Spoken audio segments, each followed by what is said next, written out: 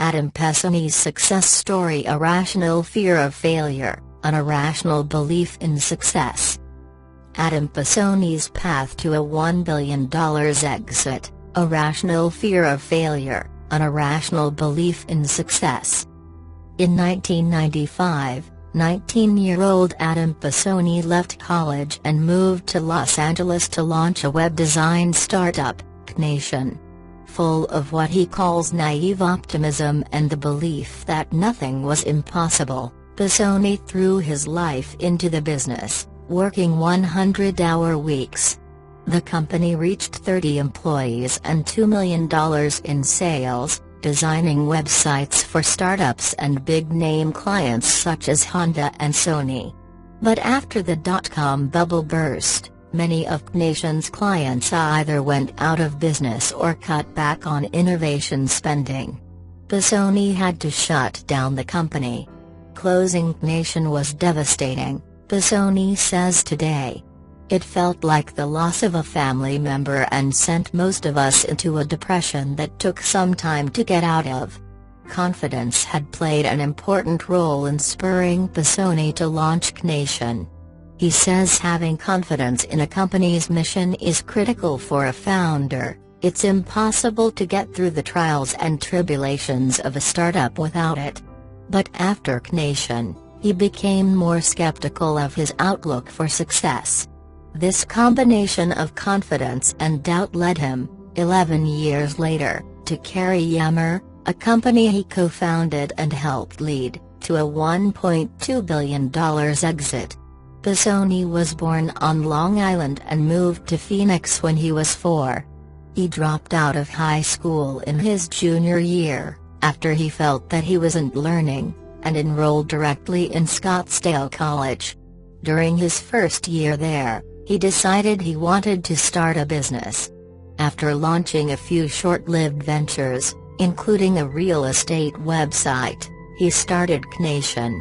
When it failed, he moved to Mammoth Lakes, a mountain town not far from Yosemite National Park, and worked at a snowboard shop for 3 years. In 2004, he got pulled back into the tech world, becoming director of web engineering at Shopzilla, an e-commerce company. In 2007, he joined Genie, a genealogy website founded by David Sachs, an early PayPal employee who had a powerful network that was critical in raising money. Status didn't seem to matter to Sachs, Pessoni said at a startup speaking event in 2012. If you could argue with him on principle around ideas, that's all that really mattered. Over the next year, it became obvious within the tech industry that social media was going to make the jump from the consumer world into corporations. Sachs told Pessoni about his idea for Yammer, a Facebook FB plus 0% like service to facilitate collaboration among employees at a company. He asked if Pessoni would be his co-founder and chief technology officer, and Pessoni promptly accepted. Yammer started inside Genie and soon spun out into its own company. Yammer was early to market, but the competition was fierce from the start. Within a week of Yammer's launch, 3 competitors entered the market. After a year, there were 20 more. When growth didn't come immediately to Yammer, Pessoni's confidence kept the team steady. One of the challenges of leadership in a situation with uncertainty is that there is a set of emotions as a leader that you can't share with people on the team, says Zach Parker, former senior director of engineering at Yammer. You can never be visibly worried. Adam did a phenomenal job of being the anchor around which the positive culture of Yammer could build. Max Ventla, a serial entrepreneur and founder of education startup Health School, says there are 2 types of confidence. Some people are constantly self-confident, a trait often found in first-time entrepreneurs. There's a power to that, says Ventla, although it can also leave you blind to certain risks and pitfalls. The other type of confidence is an iterative growth mindset approach. The odds are stacked against me now, but my organization is going to keep getting better and succeed. Pessoni falls into the latter camp. He has strong confidence, but he also has self-doubt and is a realist. Pessoni explains, "I think there's a cognitive dissonance that an entrepreneur has to hold in their head, irrational belief in the outlook of success with a rational fear of failure. I think that's a big part of being an entrepreneur." By the time he was leading Yammer, Pessoni had become humbler and more skeptical of any given initiative's success. For every product feature or sales strategy Yammer pursued, Pessoni and the team took a contrarian, hypothesis-driven approach. They viewed each effort as an experiment. Pessoni still holds this mentality: in everything we do, we have to assume we could be wrong. If we jump into things thinking we'll generally be right, we might move forward for too long without changing. This approach allowed Yammer to shift directions quickly when necessary. In 2010, David Sachs moved the company from Los Angeles to San Francisco to expand its access to talent. Although the move was good for the startup, the Yammer rank and file initially felt like outsiders in the new location. Many Silicon Valley companies were packed with people who had attended Stanford and Ivy League schools and came from wealthy backgrounds, but Yammer had a different makeup. In addition to Pessoni, both Zach Parker and Vice President of Engineering Chris Gale had dropped out of high school. "In our naive opinion at the time," says Gale, "we were responding to a culture of entitlement. We had something to prove, that we can do this and we can do it as well as anyone around us." The team brought its traditions to San Francisco. They had a ritual of shipping the product, releasing software updates and new features, on Friday nights. When it started, Pessoni chose a song to signal the release, the final countdown by 1980s rock band Europe. It became an event and created this momentum, says Parker. People would practically not go out on Friday night, they'd stay at the office. They wanted to wait for the deploy. After the move to San Francisco, Pessoni and Sachs started pushing harder on the gas. Instead of planning for user base growth of 2x, they started envisioning growth of 10x. They focused not just on building product adoption, but on encouraging their clients to develop a more collaborative, transparent, and agile way of working. A few years after its launch, Yammer had surpassed small and mid-sized competitors and found itself competing against some of the biggest tech companies in the country. Pessoni believed it was a market where only one or two players could survive. Even though Yammer had just raised another $85 million on top of its earlier $57 million in venture capital, Pessoni knew they could run out of money.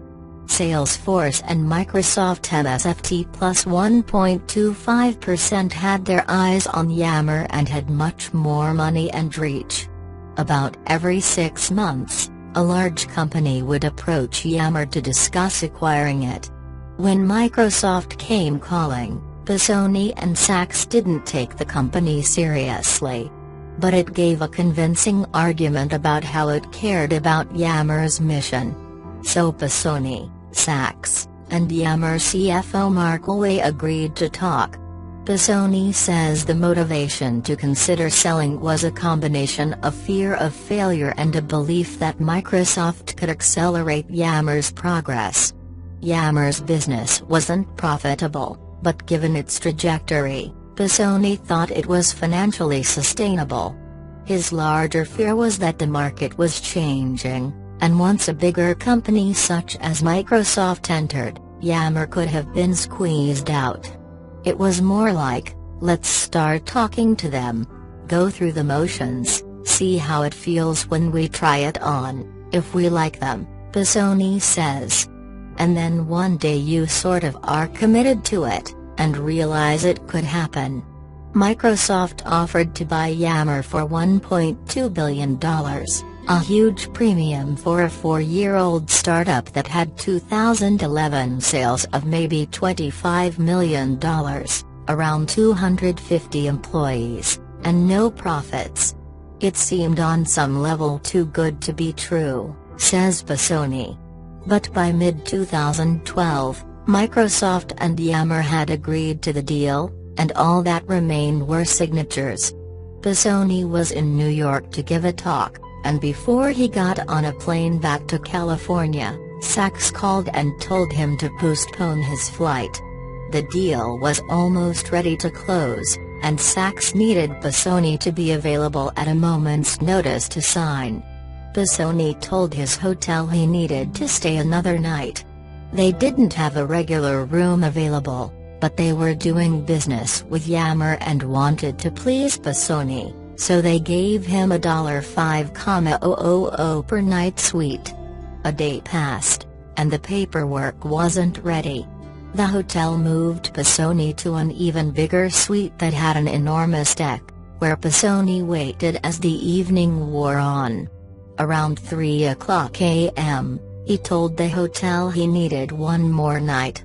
They were having an event in the big suite the next day, so this time they moved him to a tiny, broom closet room, in Pessoni's words. The next afternoon, he decided to step out and visit the Empire State Building, which was across the street. At the ticket desk, they told him it was $35 to enter, and $45 to go to the top. I'm like, $45? That's crazy, $35 is fine.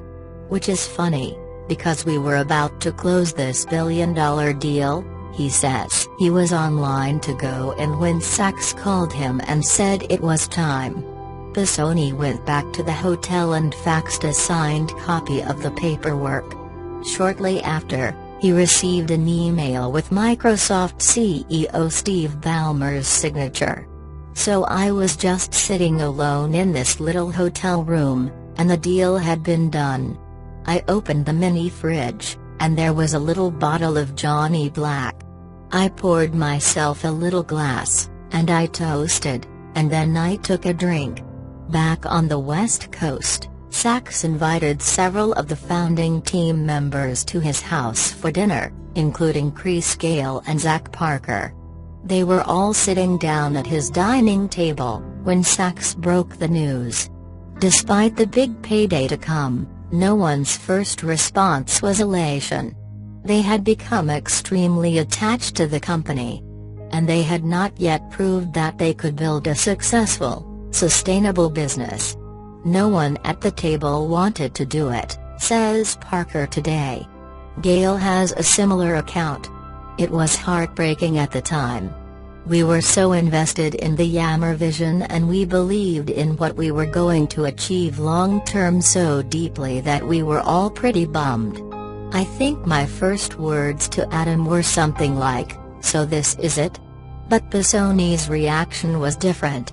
Gale explains, he was just like, "Okay, this is the next challenge. Let's keep going." He may have been a step ahead of us on that. On June 25, 2012, Microsoft announced that it would acquire Yammer for $1.2 billion in cash. At the time, Pessoni felt like he was letting people down. "I was left with a lot of guilt, feeling like I had betrayed people's dreams, even if it was the right thing," he says. The project of building Yammer was incomplete, and employees feared that Microsoft didn't understand its mission and culture. But Pessoni, who stayed at Microsoft as an executive until the end of 2014, believes it was the right move to sell. Whether Microsoft got its money's worth is another question. According to RBC equity research analyst Ross McMillan, Yammer probably never achieved the adoption they thought it would achieve 4 or 5 years ago. But he also adds, they never wrote it down or declared it an impaired asset, an accounting practice that would indicate Yammer is worth significantly less than what Microsoft paid for it. Since the acquisition, a competing communication platform, Slack, has gained a more fervent following and a higher valuation, $3.8 billion.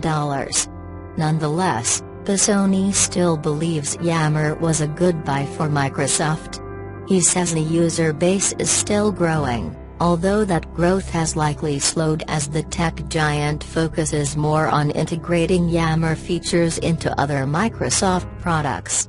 Yammer also helped Microsoft modernize its software development approach with processes such as rapid iteration and A/B testing for validating the success of new features. After leaving Microsoft in 2014, Pessoni spent a year researching U.S. education in preparation for his current startup. It's called ABLE, pronounced Table, Schools. It is building software that facilitates staffing and scheduling for school administrators. Coordinating learning for hundreds or thousands of students is a complex logistical problem, and the operating model for schools hasn't changed in centuries. When a school wants to implement a new approach such as teacher teams or block scheduling, managing the scheduling changes is extremely difficult and time-consuming. ABLE software enables a school to visualize what its schedule and resources would look like under a new instructional approach. In January, ABLE closed $4.5 million in funding. "Our path will be hard," Pessoni wrote recently in a post on Medium. "We will need the confidence to work closely with our schools and partners to try bold new ideas, but we'll also need the humility to realize we're often wrong. Here are 25 reasons you have not been as successful as you should be. It's just one of those days where nothing seems to be going right. And, to be honest, it's a pretty crappy feeling. Sometimes there are certain situations or challenges that are completely out of your control, such as the power going out on your block, that can prevent you from being as successful as you otherwise might be. But, there's also the possibility that you're holding yourself back because of one of the following 25 reasons. 1. You're lazy. This is the first and the most common reason that someone is not successful, according to author Jim Kukral. He adds, every single successful person works their butts off to get where they are. It's okay to be lazy if you want to. Just admit it. But don't whine about not being rich and successful, okay?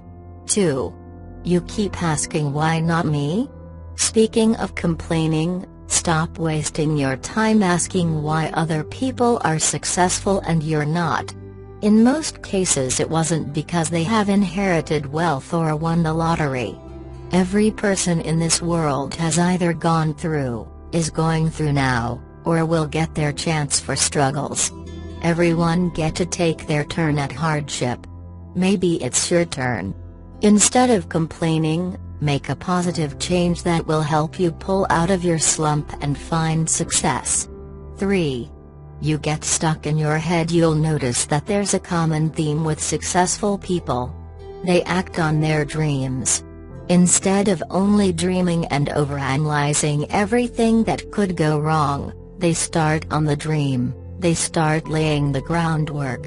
As NHL legend Wayne Gretzky once said, you miss 100% of the shots you never take. Make your shot. 4. You're spending too much time on social media. Did you know that the average American checks their Facebook, Twitter, or other social accounts a whopping 17 times a day? I know engaging your customers and influencers is important, but you don't need to spend every free moment on social media. I have found that the best schedule for social is news and articles in the morning, and make these quick reads, and make a quick personal and family social connection in the evening when things from the day calm down a little. Determine the amount of time you will spend on each of these times and stick to it. 5. You never finish what you start. Plenty of wise men have said, starting is easy, finishing is hard. While it is important to know when to throw in the towel, you have to be patient and willing to see a project through. Remember, success never happens overnight, and anything that is really worth doing takes time and effort. 6. You don't think a business, whether you're a freelance writer or owner of an e-commerce site that sells basketball shoes, you'll never be successful if you believe that you're not actually a business.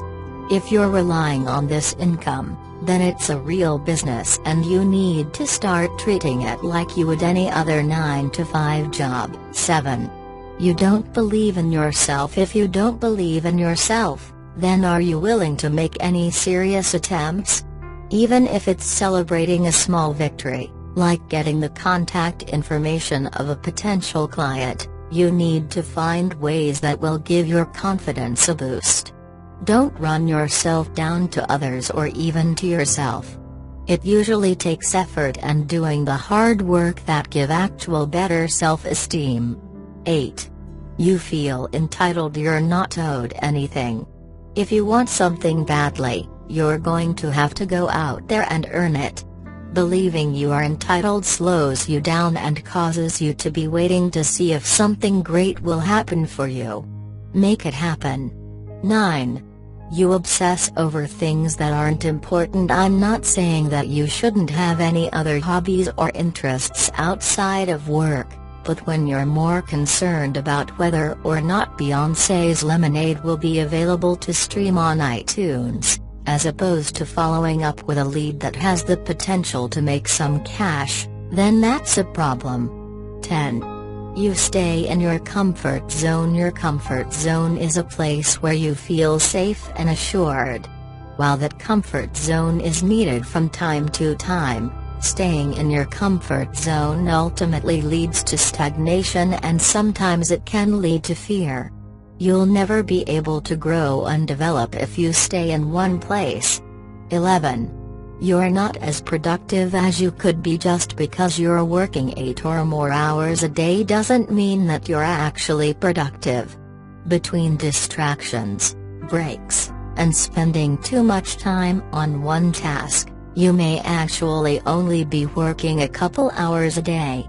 Invest in time management and time tracking tools to discover how productive your days really are so that you can make the appropriate changes. 12. You focus too much on money. If you start a business just because you think it will make you a billionaire, then you're doing wrong. The most successful entrepreneurs and business owners aren't fixated on money. They are focused on making a great product first. There is a saying that says if you find what you really love to do, you will never work a day in your life. 13. You're not passionate. If you're not loving what you do, you'll put 50% effort when you should be putting 100%. Without passion, you won't stay inspired and motivated, especially when times get tough. 14. You're a negative thinker. If you're a negative thinker, or just a pessimist, then you're going to put up roadblocks to success before you even try. In other words, you're setting yourself up for failure. Work on becoming a positive thinker by surrounding yourself with positive people and becoming more aware of your surroundings. Be aware of the self-talk conversations you have with yourself. Notice if your main conversations with others are ones where you dump all of your grievances on them. If that is the balance of your conversations, change it. 15. You haven't established goals. You plan nothing. You believe that some way everything you are hoping that will happen will magically appear in front of you. It doesn't work like that. Set goals and go for it. If you are not a big planner and not a big list maker, great. Start with being a small planner and a small list maker. One goal and one thing on the list at a time is fine. 16. You don't know who you are. Sun Tzu wrote in The Art of War, know yourself and you will win all battles. This means that you need to know what you're good at, what skills you can bring to the table, you have a set of values, and you establish specific goals in your life. Knowing who you are will guide you to success. What are your likes and dislikes? Start noticing. 17. You give up too easily. We all have those moments when we can just throw everything out the window. In fact, that feeling may last days or weeks. The thing is, success doesn't come easy. It's a part of the journey. Just because things aren't going your way right now doesn't mean that you should give up on your hopes and dreams. Baby steps. 18. You think you can do everything on your own. There's a myth that successful businesses were built by just one individual. That couldn't be further from the truth. Jobs, Gates, and Zuckerberg all had assistance from Wozniak, Allen, and Severin. Think of it this way, you could be a talented construction worker, but how far could you get when building your own house? No matter your talent or experience, you'll still need to bring in others, such as a plumber or electrician, to help you complete construction. Even a friend along the way will help you. Begin setting up a support system for yourself if you don't have one. 19. You haven't managed your money properly. Not managing money properly is one of the main reasons that a small business fails. Even in your personal life, however, this can be an issue. If you're spending too much money in contrast to what you're bringing, then how can you expect to pay your bills and set money aside for emergencies or retirement? Set a budget and stick to it. If need be, get in touch with a financial advisor. Many cities have financial help for free, teaching you how to take care of money. Adult education classes are also held on this subject for a smaller fee. The very first step is to add up exactly what your set bills are and have that figure in your mind all the time. Instead of eating out, go home and have a can of soup once in a while. 20. You're a perfectionist. That doesn't mean that you should slack and deliver subpar work. It means that no one is perfect, and instead of wasting your time trying to perfect, just keep working on getting things done, such as accomplishing your goals. One foot in front of the other, on a daily and consistent basis helps. Timing yourself and doing your best work and then your finished works pretty well, too. 21. You think too small. Don't focus only on your short-term future. Have big enough dreams that will take you years ahead into the future. What have you always wanted to do?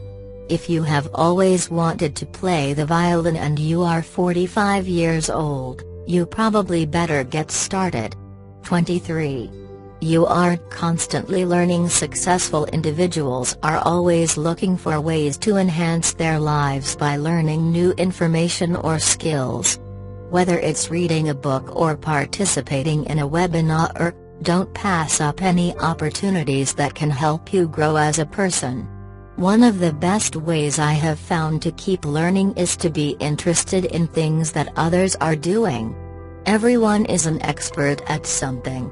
You can get a great mini class from that expert. This can build great friendships, too. Sometimes you have to set aside a fear. 24. You don't network regardless if it's at local networking event or interacting with an industry leader on social media. Networking is one of the best ways to improve your chances of success. For example, if you just published an article on your blog and an influencer shares that article on Twitter, you just got free publicity that could lead to increasing your brand awareness and landing a new lead. Be a connector and someone who includes everyone no matter who they are. Don't be someone who excludes a person that is different or unusual. You never know when that person will be the one you need or the one who needs you, and you can do some good for someone. You can also learn new information when you network. 25. You don't know when to let go. I mentioned earlier that you shouldn't give up too early. But, you also need to be aware of when it's time to let go. As Lolly Daskal says on Incorporated.com, moving on doesn't mean forgetting, it just means you have learned your lessons here and now, and it's time to embrace new challenges. 26. You complain too much. Many of today's successful figures have gone through many challenges in order to get to where they are today. WhatsApp founder Jen Koum used to live on food stamps, and Eminem grew up in complete poverty and a rough upbringing. If you're constantly bitching about the negative things that are around you and how much your life sucks, you'll never be successful. Focus on the solution, not the problem. 27. You have too big of an ego. While having confidence in your ability is great, having too big of an ego can limit what you will do, and it will piss off the people around you. You'll be spending more time looking for ways to validate yourself instead of working on building something great. 28. You don't believe in yourself. Simply put, you can't achieve success if you don't believe you can. Having the right mindset is the very first step in getting to where you want to be. 29. You never finish anything you start. Engadget founder Jason Calacanis once said, "Starting is easy, finishing is hard."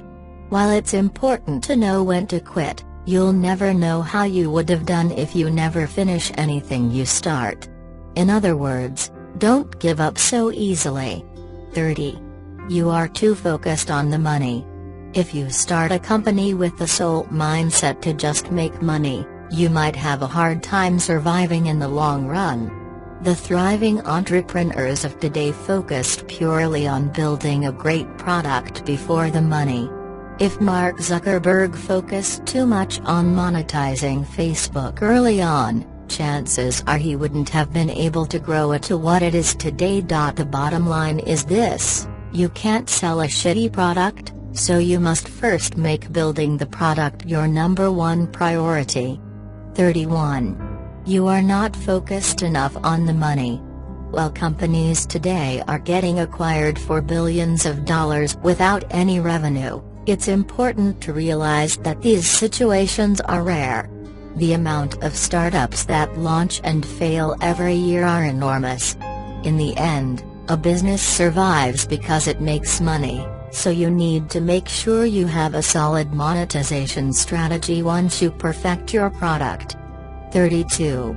You are delusional. Trying to achieve the impossible is one thing, but if you're so out of touch with reality to the point where you are throwing basic logic out the door, you're going to be in a heap of trouble.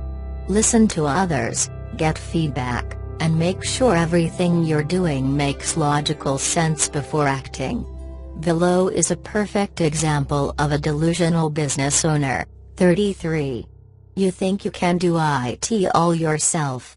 While it's possible for only one person to build a house, it will take much longer, and you'll need to spread your focus into many areas to create something of quality. Understand the fact that you are only human and have limits. With that being said, always try and build a great team to delegate work when possible. 34. You haven't grown up. The road to success includes hard work, determination, and discipline. If you're not spending most of your time investing in your success, it's not going to happen. So quit the constant partying, the video games, and the late-night excursions. If you want to play with the big boys, you better start acting like one. 35. You think you're too good to do certain work. Ashton Kutcher once said, "I've never had a job that I was better than." When you're building something, you're going to have to dip your hands into everything you can, especially during the beginnings when you have limited resources. No matter how important your title is, you can never be too good to do bitch work when starting out. Save the "I'm the CEO, I don't do this talk for when your company is actually worth something. 36. You get distracted too easily. This point is especially relevant in this day and age where there are so many distractions around. You can be working, and all of a sudden your phone rings, or you're posting something on Facebook only to end up going through your ex-girlfriend's pictures. It's important to understand that you won't get anything done if you constantly allow external things to get in your way. Silence your phone and discipline yourself to not surf the web aimlessly. You'll be much more productive. Check out our article on 10 tips to stay productive and avoid distractions. 37. You have shitty people around you. It's true when they say you're the average of the 5 people you hang out with. If you're around like-minded people whom are not as hungry as you will stoop down to their level. Strive to purge the negative people in your life and keep the ones that make you better as a person. Can't figure out how to build your network? We wrote an article a couple months back on the 10 things good networkers don't do. 38. You're too much of a douche, bitch. While the people you work with don't always need to like you in order for you to succeed, they need to have enough respect for you to help carry out a task. If you find yourself constantly not being able to find people who want to perform their best when working with you, then maybe it's time to reevaluate your character and make some changes. 39. You don't take breaks. You need to learn to clear your head once in a while. This allows time to think of reasons why certain things are not working for you. Someone that is constantly doing something that leads to failure will get the same results over and over again. Make sure to allocate some time in your day to relax, reflect and daydream. Your mind is a tool that can help solve problems and think of innovative ideas. Use it. 40. You are not constantly learning. Successful people are constantly improving themselves and learning new things that better them. Not opening your mind to new ideas prevents you from growing as a person. You can't be successful if you're not constantly improving yourself. Always find situations where you can expand your horizons, whether it's reading a book or taking up a new challenge.